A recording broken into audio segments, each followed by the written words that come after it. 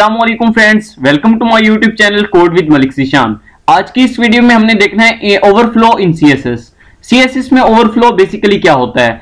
आपने अक्सर देखा होगा जब आप एक टेक्स्ट लिखते हैं और उसको बॉर्डर देते हैं तो अक्सर ऐसा होता है कि जब हम बॉर्डर फिक्स कर देते हैं, बॉर्डर की विड्थ और हाइट फिक्स कर देते हैं, तो जब हम अपना टेक्स्ट को इंक्रीज करते हैं तो वो बॉर्डर से ओवरफ्लो करना स्टार्ट कर देता है।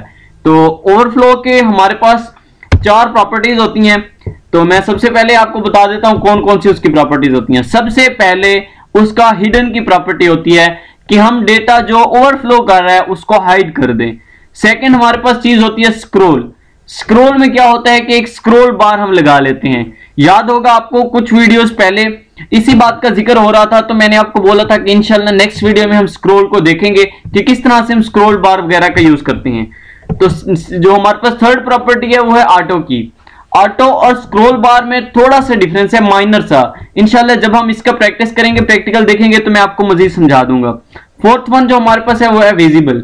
विजिबल में कोई फर्क नहीं पड़ता, विजिबल सेम टू सेम वैसे ही रहता है जैसे हमारा डेटा ओवरफ्लो कर रहा होता है, वैसे का वैसा ओवरफ्लो ही करता रहता है। तो चलते हैं हम अपनी प्रैक्टिकल की तरफ, देखते हैं कि इस तरह हम इन प्रॉपर्टीज को कैसे देखेंगे।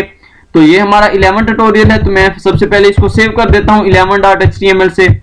और सेव करने के बाद हम आते हैं अपनी फाइल की तरफ। सबसे पहले मैं इसका बेसिक सिंटैक्स लिख लेता हूं, ठीक है।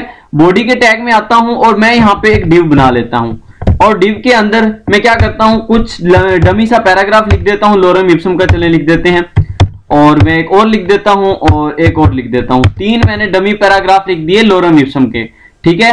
और मैं क्या करता हूं, इस डिव को मैंने एक क्लास दे दी, क्लास इक्वल टू इसको क्लास दे देते हैं फर्स्ट की, ठीक है। फर्स्ट नेम की मैंने इसको एक क्लास दे दी।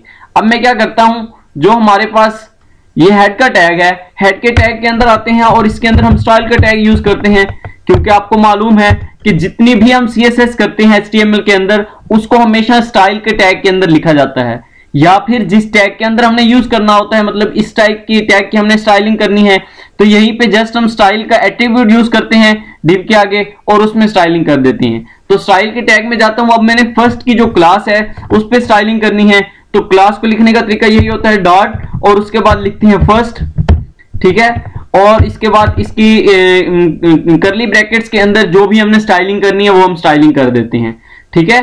तो ये हम इसके अंदर स्टाइलिंग करते हैं। सबसे पहले तो मैं इसको विड्थ दे देता हूं, मैं इसको विड्थ देता हूं, चलें 250 px कर देते हैं, ठीक है। 250 px मैंने इसकी विड्थ दे दी और उसके बाद मैं हाइट में आ जाता हूं, तो हाइट भी मैं इसको 250 px ही चले दे देता हूं, ठीक है। और उसके बाद मैं क्या करता हूं, इसको बॉर्डर दे देता हूं, ठीक है। और बॉर्डर में मैं आके, ठीक है, बॉर्डर में इसको दे देता हूं 2px सॉलिड ब्लैक दे देते हैं, चलिए, ठीक है। 2px सॉलिड ब्लैक मैंने दे दिया इसको बॉर्डर। अभी मैं आपको मैं ये कट कर देता हूं, ये दो लाइंस जो हैं इसको मैं जरा कट करता हूं और सेव करके आपको मैं फाइल दिखाता हूं। हमारी जो फाइल है 11 नाम की फाइल है हमारी, तो इसके अंदर 11 नाम की ये हमारी फाइल यहाँ पे ठहरी है। तो मैं इसको जब ओपन करूंगा तो ये हमारे सामने बॉक्स बॉर्डर आ जाएगा, ठीक है। ये हमने बॉर्डर फिक्स कर दिया है 2px हाइट और 2px विड्थ। अब ये हमारा डेटा इसके अंदर आ रहा है, क्योंकि हमने अभी एक ही पैराग्राफ लिखा है, तो ये जो दो पैराग्राफ मैंने कट किए थे वो भी जब साथ में लिखूंगा तो अभी मैं आपको दिखाता हूं कि ये हमारा डेटा जो है ये ओवरफ्लो करना स्टार्ट कर देगा। ये देखो, ये इसने ओवरफ्लो करना स्टार्ट कर दिया है। जो हमारा बॉर्डर हमने फिक्स कर दिया था तो ये बॉर्डर से आउट चला गया है, बॉर्डर को इसने ओवरफ्लो कर दिया है, ठीक है। तो इस ओवरफ्लो के लिए हमारे पास ओवरफ्लो की प्रॉपर्टीज होती हैं, ठीक है। तो बॉर्डर इसके अंदर स्टाइलिंग के अंदर आता हूं, क्योंकि आपको पता है जितनी भी स्टाइलिंग होती है वो स्टाइल के टैग के अंदर ही आती है, ठीक है।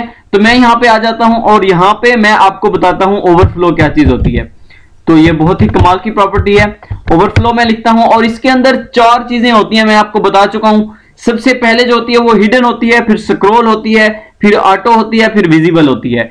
तो मैं हिडन पहले आपको दिखा देता हूं कि हिडन क्या चीज है। इससे ये होगा जो चीज भी ओवरफ्लो हो रही है वो हमारी, ये देखो जहां तक बॉर्डर तक हमारी चीज ओवरफ्लो हो रही है यहां तक, तो यहां तक क्या होगा, हाइड हो जाएगी नीचे वाली। ये देखो जहां से कट हो रही थी वहीं से कट होके वो नीचे वाली चीज जो है वो हिडन हो चुकी है, हमें नजर नहीं आ रही, ठीक है। मैं हिडन को कट करता हूं। जो हिडन के बाद हमारी सेकंड प्रॉपर्टी होती है वो हमारे पास होती है स्क्रॉल, ठीक है।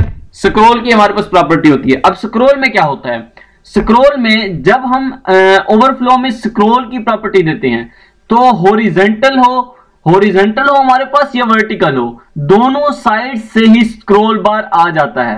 अब हमारा जो डेटा है वो जस्ट वर्टिकली ओवरफ्लो कर रहा था, लेकिन हमारा जो स्क्रॉल बार होगा वो दोनों साइड से आ जाएगा क्योंकि हमने प्रॉपर्टी स्क्रॉल वाली लगाई है। ठीक है, तो अभी मैं आपको दिखाता हूं, हमारा दोनों तरफ से ही स्क्रॉल बार आ जाएगा, बट विजिबल सिर्फ उसी तरफ से होगा जिस तरफ से हमारा डेटा ओवरफ्लो कर रहा होगा, दूसरी तरफ से वो इनविजिबल होगा। ये देखो दोनों तरफ से ही स्क्रॉल बार आ चुका है, लेकिन स्क्रॉल बार सिर्फ वर्क उधर कर रहा है जिधर हमारा डेटा ओवरफ्लो कर रहा था, इस तरफ हमारा स्क्रॉल बार नहीं है। ठीक है, इनविजिबल है। यहां पे हमारा जो स्क्रॉल बार था वो विजिबल है। उसके बाद स्क्रॉल और इसके आगे जो हमारे पास प्रॉपर्टी होती है ऑटो की। अब मैंने आपको बताया था कि ऑटो और स्क्रॉल में जस्ट थोड़ा सा डिफरेंस है। अब डिफरेंस यही है कि उसमें वो हमें दोनों तरफ से उसने ऑटोमेटिकली स्क्रॉल बार दे दिया। ठीक है, बट विजिबल और इनविजिबल वाला फर्क था। बट यहां पे जस्ट जहां पे डेटा ओवरफ्लो करेगा सिर्फ उसी तरफ से। अब देखो वर्टिकली हमारा डेटा ओवरफ्लो कर रहा था, हॉरिजॉन्टली हमारी कोई पिक्चर होती तब वो ओवरफ्लो करती, तो हॉरिजॉन्टली तो हमारा डेटा फ्लो कर ही नहीं रहा, तो ये हॉरिजॉन्टली स्क्रॉल बार खत्म हो जाएगा। ये देखो ये हॉरिजॉन्टली स्क्रॉल बार जो था वो हिडन हो चुका है, और जस्ट जो हमारा वर्टिकल था स्क्रॉल बार वो हमारे सामने स्क्रीन पर डिस्प्ले हो रहा है। ऑटो के बाद हमारे पास जो लास्ट प्रॉपर्टी होती है वो हमारे पास होती है विजिबल की। तो मैंने आपको बताया था कि विजिबल में क्या होता है, विजिबल में जस्ट जैसे डेटा ओवरफ्लो हो रहा था वैसे का वैसे ओवरफ्लो हो जाएगा। ये देखो जैसे ओवरफ्लो हो रहा था स्टार्ट में वैसे का वैसे ओवरफ्लो होना स्टार्ट हो गया। तो विजिबल जो होती है वो बाय डिफॉल्ट होती है, इसको लगाओ या ना लगाओ एक ही बात होती है। तो आई होप सो कि आपको इसकी कंप्लीट समझ आ चुकी होगी। जो हमारा जो हमारा हॉरिजॉन्टल होता है, ये हमारा तो वर्टिकल ओवरफ्लो हो रहा था ऊपर नीचे, जो हमारा हॉरिजॉन्टल होता है वो हमारे पास बेसिकली पिक्चर में होता है, इमेज में होता है। तो मैं आपको दिखाता हूं, अगर यहाँ पे मैं इमेज का यूज करूं और मैं यहाँ पे इमेज का टैग यूज कर लेता हूं। ठीक है, और यहाँ पे मैं हमारे पास देखते हैं हमारे पास कौन सी इमेज ठहरी है, हमारे पास zishan.jpg में ठहरी है। ठीक है, तो मैं यहाँ पे लिख देता हूँ zishan.jpg।